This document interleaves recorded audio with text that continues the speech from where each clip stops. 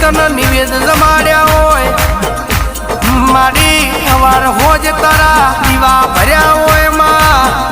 તું મેલડી આયા વણી રહેતી નહીં બાપો